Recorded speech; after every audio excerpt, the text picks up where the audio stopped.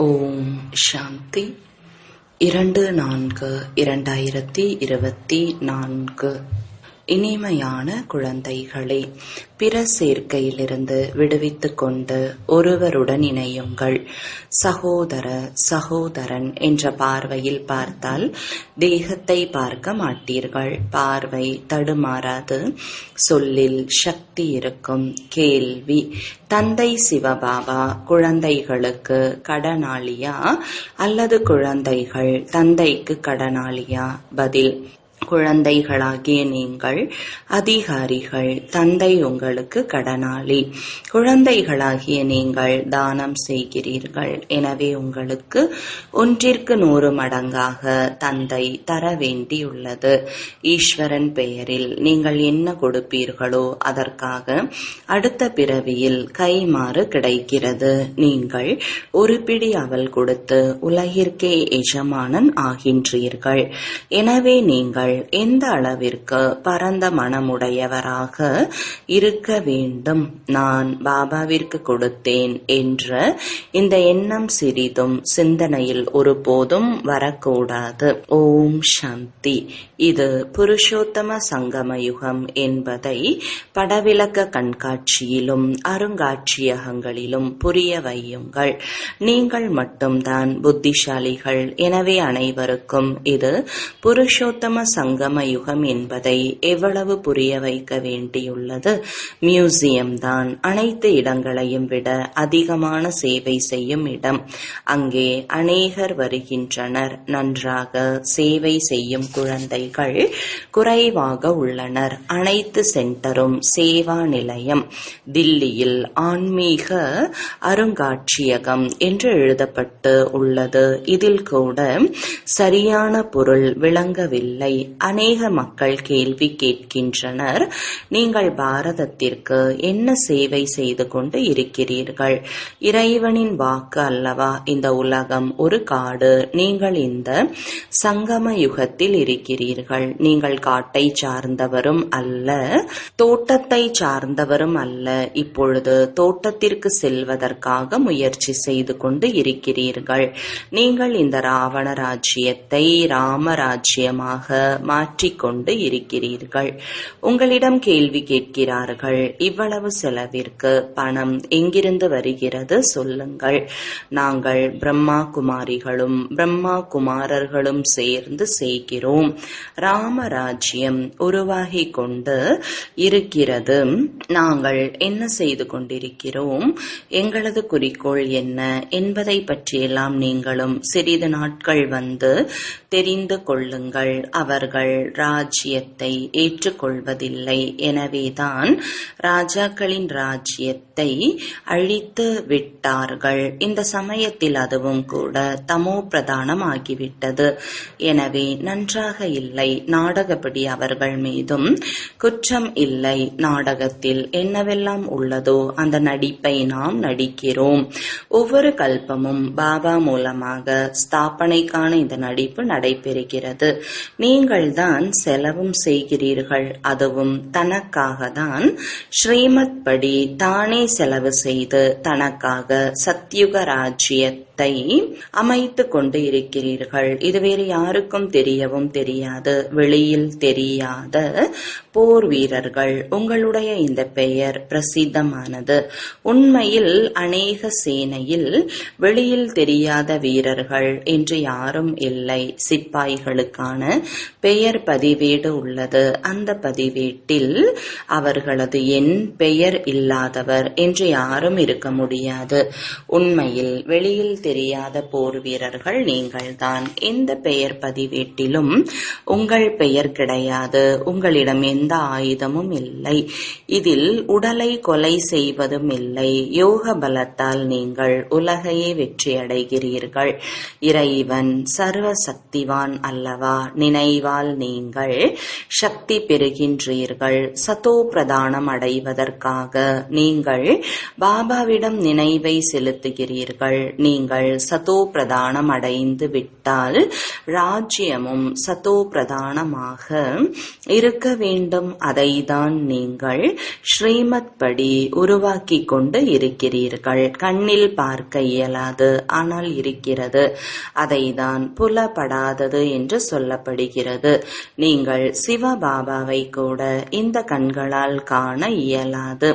நீங்களும் ரகசியமானவர்கள், சக்தியும் ரகசியமாக பெற்றுக்கொண்டிருக்கிறீர்கள். நீங்கள் புரிந்துள்ளீர்கள், நாம் தூய்மையற்ற நிலையிலிருந்து தூய்மையாகிக் கொண்டிருக்கிறோம். மேலும் தூய்மையில்தான் சக்தி உள்ளது. சத்தியுகத்தில் நீங்கள் அனைவரும் தூய்மையாக இருப்பீர்கள். அவர்களுடைய 84 பிறவிகளின் கதையை பாபா கூறுகிறார். நீங்கள் பாபாவிடமிருந்து சக்தி பெற்று தூய்மை அடைந்து பிறகு தூய்மையான உலகில் ராஜ்யம் செய்வீர்கள்.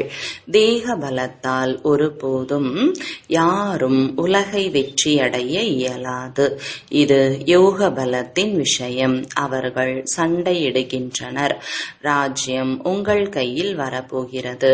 பாபா சர்வசக்திவான், எனவே அவரிடமிருந்து சக்தி கிடைக்க வேண்டும்.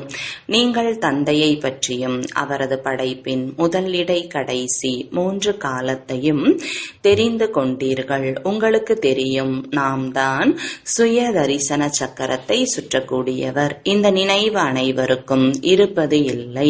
குழந்தைகளாகிய உங்களுக்கு நினைவு இருக்க வேண்டும். ஏனென்றால் குழந்தைகளாகிய உங்களுக்கு தான் இந்த ஞானம் கிடைத்துள்ளது. வெளிமக்கள் யாரும் புரிந்து கொள்ள முடியாது. எனவே சபையில் அமர வைப்பது இல்லை. தூய்மையற்றவர்களை தூய்மை ஆக்கக்கூடியவர் என பாபாவை அனைவரும் அழைக்கிறார்கள். ஆனால் தன்னை தூய்மையற்றவர் என்று யாரும் நினைப்பது இல்லை. தூய்மையற்றவர்களை தூய்மையாக்கக்கூடியவர் என்று பாடல் மட்டும் பாடிக்கொண்டு இருக்கிறார்கள். நீங்கள் அனைவரும் நாயகிகள். பாபா நாயகன். அவர் அனைவருக்கும் சத்கதியை கொடுக்க வருகிறார். குழந்தைகளாகிய உங்களை பாபா அலங்கரிக்கிறார். உங்களுக்கு 2 என்ஜின் கிடைத்துள்ளது. ரோல்ஸ் ராய்ஸின் எந்திரம் மிக நன்றாக இருக்கும். பாபாவும் அப்படிதான். பதீத பாவனா வாருங்கள், எங்களை தூய்மையாக்கி அழைத்து செல்லுங்கள் என்று சொல்கிறார்கள். நீங்கள் அனைவரும் அமைதியாக அமர்ந்துள்ளீர்கள். எந்த தாளமும் நீங்கள் வாசிப்பது இல்லை. கடினமான விஷயமே இல்லை. நடமாடும் பொழுதெல்லாம் பாபாவை நினைவு செய்து கொண்டே இருங்கள். சந்திப்பவர்களுக்கெல்லாம் வழியை சொல்லிக் கொண்டே இருங்கள். பாபா கூறுகிறார், எனது மற்றும் லக்ஷ்மி நாராயணன், ராதை கிருஷ்ணர் இவர்களின் பக்தர்களுக்கெல்லாம் இதனை தானமாக வழங்குங்கள். வீணாக இழக்கக்கூடாது. பாத்திரம் அறிந்துதான் தானம் செய்யப்படுகிறது. தூய்மையற்ற மனிதர்கள் தூய்மையற்றவர்களுக்கு தான் தானம் செய்து கொண்டு இருக்கின்றனர்.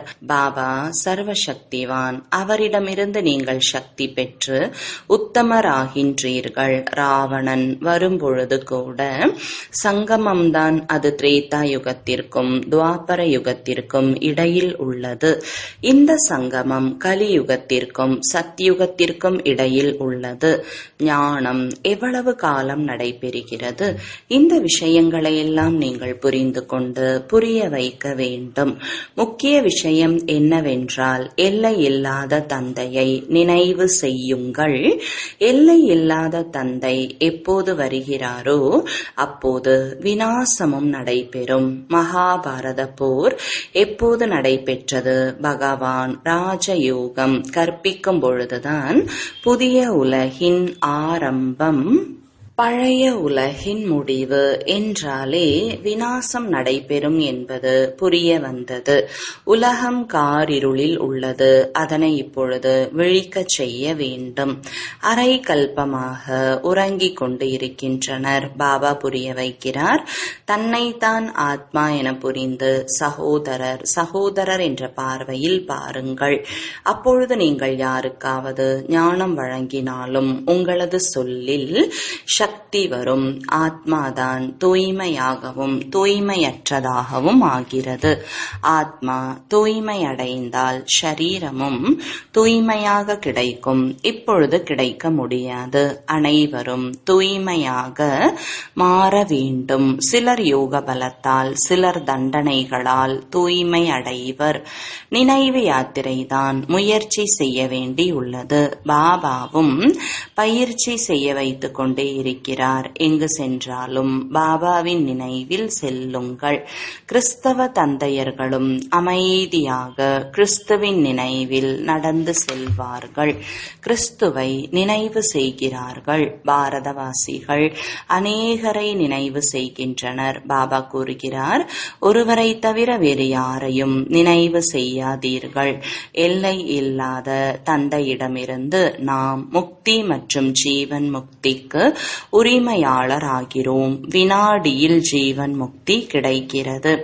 சத்யுகத்தில் அனைவரும் ஜீவன் முக்தியில் இருந்தனர். கலியுகத்தில் அனைவரும் வாழ்க்கையின் பந்தனத்தில் உள்ளனர். இவையெல்லாம் யாருக்கும் தெரியாது.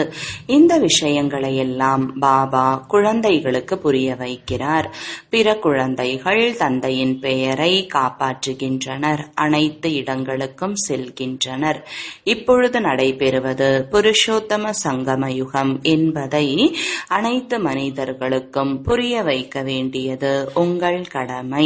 எல்லை இல்லாத தந்தை எல்லை இல்லாத ஆஸ்தியை தர வந்துள்ளார். பாபா கூறுகிறார், மனதார என்னை நினைவு செய்தால் பாவ கர்மங்கள் அழிந்துவிடும், பாவம் துண்டிக்கப்படும். இதுதான் உண்மையான கீதை. அதை தந்தை கற்பிக்கிறார். மனிதர்கள் காட்டிய வழியால் வீழ்ந்து கிடந்தீர்கள். இப்பொழுது பகவான் காட்டும் வழியால் ஆஸ்தியை அடைந்து கொண்டு இருக்கிறீர்கள். முக்கிய விஷயம், இருந்தாலும் எழுந்தாலும் நடமாடும் பொழுதும் பாபாவை நினைவு செய்து கொண்டே இருங்கள். அறிமுகம் வழங்கிக் கொண்டே இருங்கள். உங்களிடம் பேட்ஜ் உள்ளது. இலவசமாக கொடுப்பதில் தவறு இல்லை. ஆனால் பாத்திரம் அறிந்து தர வேண்டும். பாபா குழந்தைகளை புகார் செய்கிறார். நீங்கள் லௌகீக தந்தையை நினைவு செய்து கொண்டே இருக்கிறீர்கள். பரலௌகீக தந்தையாகிய என்னை மட்டும் மறந்து போகிறீர்கள். வெட்கமாக இல்லையா? நீங்கள்தான் தூய இல்லற மார்க்கத்தில் குடும்ப காரியங்களில் ஈடுபட்டிருந்தீர்கள். மீண்டும் இப்பொழுது மாற வேண்டும். நீங்கள் பகவானின் வியாபாரிகள். தன்னைத்தானே பாருங்கள். புத்தி எங்கும் அலையாமல் இருக்கிறதா என்று பாபா கூறுகிறார். மற்ற சேர்க்கையை விடுத்து ஒரு சேர்க்கையில் இணையுங்கள். தவறு செய்ய வேண்டாம். ஆத்மா ஒருவரை ஒருவர் சகோதர பார்வையில் பார்த்தால் தேகத்தை பார்க்க மாட்டீர்கள். பார்வை தடுமாறாது. குறிக்கோள் அல்லவா? இந்த ஞானம் இப்பொழுதுதான் உங்களுக்கு கிடைக்கிறது. சகோதரர் என்று அனைவரும் சொல்கின்றனர். மனிதர்களும் சகோதரத்துவம் என்று சொல்கிறார்கள். அது சரிதான். பரமபிதா பரமாத்மாவின் குழந்தைகள் நாம். பிறகு இங்கு ஏன் அமர்ந்துள்ளீர்கள்? பாபா சொர்க்கத்தை உருவாக்கும் பொழுது இப்படியெல்லாம் புரிய வைத்து முன்னேற்றத்தை அடைந்து கொண்டே இருங்கள். பாபாவிற்கு சேவாதாரி குழந்தைகள் மிகவும் பிரியமானவர்கள். கிளை நிலையங்களை திறந்து கொண்டே செல்கின்றனர். குழந்தைகளுக்கு ஆர்வம் உள்ளது. அநேகருக்கு நன்மை கிடைக்க வேண்டும் என்று குழந்தைகளும் புரிந்து கொள்கின்றனர். ஆயினும் நடத்தி செல்லும் சகோதரிகளும் நல்ல மகாரதிகளாக இருக்க வேண்டும். ஆசிரியர்களும் வரிசைப்படியாகவே இருக்கின்றனர். பாபா கூறுகிறார், எங்கெல்லாம் லக்ஷ்மி நாராயணரின் ஆலயம், சிவன் ஆலயம், கங்கை கரை போன்ற கூட்டமுள்ள இடங்களிலெல்லாம் சென்று சேவை செய்ய வேண்டும். புரிய வையுங்கள். காமம் மிக பெரிய எதிரி என்று பகவான் கூறுகிறார். நீங்கள் ஸ்ரீமத் படி சேவை செய்து கொண்டே இருங்கள். இது உங்களுடைய ஈஸ்வரிய குடும்பம். இங்கே நீங்கள் 7 நாள் பட்டிக்கு வந்து குடும்பத்துடன் இருக்கிறீர்கள். குழந்தைகளாகிய உங்களுக்கு அதிகமான மகிழ்ச்சி இருக்க வேண்டும். எல்லையற்ற தந்தை மூலம் நீங்கள் கோடீஸ்வரராக, எல்லை இல்லாத தந்தை மூலமாக நீங்கள் பல கோடி மடங்கு பாக்கியசாலி ஆகிறீர்கள். இறைவன் பாடம் கற்பிப்பார் என்பது உலகத்தாருக்கு தெரியாது. இங்கே நீங்கள் படிக்கிறீர்கள், ஆகவே உங்களுக்கு மகிழ்ச்சி அதிகம் இருக்க வேண்டும். நீங்கள் உயர்ந்ததிலும் உயர்ந்த நிலையை அடைய படித்துக் கொண்டிருக்கிறீர்கள். எவ்வளவு பரந்த மனம் வேண்டும். பாபாவிற்கு நீங்கள் கடனை ஏற்றுகிறீர்கள். ஈஸ்வரனின் பெயரில் என்ன தருவீர்களோ அதற்கான கைமாறு அடுத்த பிறவியில் பெறுகிறீர்கள். பாபாவிற்கு நீங்கள் அனைத்தையும் கொடுப்பதால் பாபாவும் அனைத்தையும் திருப்பி தர வேண்டும். பாபாவிற்கு நான் கொடுத்தேன், இந்த எண்ணம் ஒருபோதும் வரக்கூடாது. அநேகருக்கு மனதில் வருகிறது, நாம் இவ்வளவு கொடுத்தோம், நம்மை இவர்கள் கவனிப்பதே இல்லையே. ஏன்? நீங்கள் பிடியவள் கொடுத்து உலக ராஜ்யத்தை பெறுகிறீர்கள். ராஜாக்கள் கௌரவமாக இருப்பார்கள். முதலில் பார்க்கும் பொழுது நாம் பார்த்திருக்கிறோம், அவர்கள் பார்வையிலேயே சொல்லி சென்று விடுவார்கள். அவர்கள் ஒருபோதும் கையால் எடுக்க மாட்டார்கள். செயலாளருக்கு சைகை காண்பிப்பார்கள். அப்படியானால் வள்ளலான சிவபாபா எப்படி வாங்குவார்? இவர் எல்லை இல்லாத தந்தை. இவருக்கு முன்னால் நீங்கள் பார்வை வைக்கிறீர்கள். ஆனால் பாபா பிரதிபலனாக 100 மடங்கு தருவார். எனவே நான் கொடுத்தேன் என்ற இந்த எண்ணம் வரக்கூடாது. எப்போதுமே நாம் பெறுகிறோம் என்று நினையுங்கள். அங்கே நீங்கள் கோடீஸ்வரர் ஆவீர்கள். நீங்கள் உண்மையில் கோடி மடங்கு பாக்கியசாலி ஆகின்றீர்கள். அநேக குழந்தைகள் பரந்த மனதுடையவராக இருக்கிறார்கள். சிலர் கருமையாகவும் இருக்கிறார்கள். நாம் கோடி மடங்கு பாக்கியசாலி ஆகிறோம், நாம் அதிகமான சுகத்தை அடைகிறோம் என்பதை புரிந்து கொள்வது இல்லை. பரமாத்ம தந்தை மறைமுகமாக இருக்கும்போது பக்தியில் மறைமுகமாக அல்ப கால பலனை தருகிறார். இப்பொழுது நேருக்கு நேர் வந்திருக்கும் பொழுது 21 பிறவிகளுக்கு பலன் தருகிறார். சிவபாபாவின் களஞ்சியம் நிரம்பி இருக்கும் என சொல்லப்படுகிறது. பாருங்கள், எவ்வளவு குழந்தைகள். இங்கு யார் என்ன தருகிறார்கள் என்பது கூட தெரியவில்லை. பாபாவிற்கு தெரியும். பாபா யாரிடம் குடிகொண்டுள்ளாரோ அவருக்கு தெரியும். முற்றிலும் சாதாரணமாக இருக்கிறார். இந்த காரணத்தால் குழந்தைகள் இங்கிருந்து வெளியில் சென்றவுடன் அந்த மகிழ்ச்சி மறைந்து போகிறது. ஞானம் யோகம் இல்லாததால் சச்சரவு நடந்து கொண்டே இருக்கிறது. நல்ல நல்ல குழந்தைகளை கூட மாயை வீழ்த்தி விடுகிறது. மாயை முகத்தை திருப்பி விடுகிறது. சிவபாபா இவரை சந்திக்க நீங்கள் வந்துள்ளீர்கள் என்றால் அவரை நீங்கள் நினைவு செய்ய முடியாதா? உள்ளூர மகிழ்ச்சியின் அளவு அதிகமாக இருக்க வேண்டும். நீங்கள் வந்துவிட்டால் நாங்கள் உங்களுக்கே குழந்தையாகி விடுவோம் என்று யாரிடம் சொல்லி வந்தீர்களோ அந்த நாள் இன்று வந்தது. பகவானே வந்து தத்தெடுக்கும் பொழுது எவ்வளவு அதிர்ஷ்டசாலிகள் என்று சொல்வது. மகிழ்ச்சியில் இருக்க வேண்டும். ஆனால் மாயை மகிழ்ச்சியை இழக்க வைத்து விடுகிறது. நல்லது. இனிமையிலும் இனிமையான காணாமல் போய் கண்டெடுக்கப்பட்ட செல்லமான குழந்தைகளுக்கு தாயும் தந்தையுமாகிய பாப்தாதாவின் அன்பு நினைவுகள் மற்றும் காலை வணக்கங்கள். ஆன்மீக குழந்தைகளுக்கு ஆன்மீக தந்தையின் வணக்கங்கள். ஆன்மீக தந்தைக்கு ஆன்மீக குழந்தைகளின் அன்பு நினைவுகளும் வணக்கங்களும். தாரணைக்கான முக்கிய சாரம். முதலாவது, இறைவன் நம்மை தேர்ந்தெடுத்துள்ளார். அவரே நமக்கு ஆசிரியராகவும் பாடம் கற்பித்துக் கொண்டிருக்கிறார். தனது கோடி மடங்கு பாக்கியத்தை நினைவு செய்து மகிழ்ச்சியில் இருக்க வேண்டும். இரண்டாவது, நாம் ஆத்மா, சகோதர சகோதரர்கள். இந்த பார்வை உறுதியாக இருக்க வேண்டும். தேகத்தை பார்க்க கூடாது. இறைவனுடன் வியாபாரம் செய்த பிறகு புத்தியை அலைய விடக்கூடாது. வரதானம், இந்த அலௌகீக வாழ்க்கையில் சம்பந்தத்தின் சக்தி மூலமாக அழியாத சிநேகம் மற்றும் சகயோகத்தை பெற்றுவிடும் சிறந்த ஆத்மா ஆவீர்களாக. விளக்கம், இந்த அலௌகீக வாழ்க்கையில் சம்பந்தங்களின் சக்தி குழந்தைகளாகிய உங்களுக்கு இரட்டை ரூபத்தில் கிடைக்கிறது. ஒன்று, தந்தை மூலமாக அனைத்து சம்பந்தங்கள். இரண்டாவது, இருக்கிறது. தெய்வீக பரிவாரத்தின் மூலமாக சம்பந்தம்.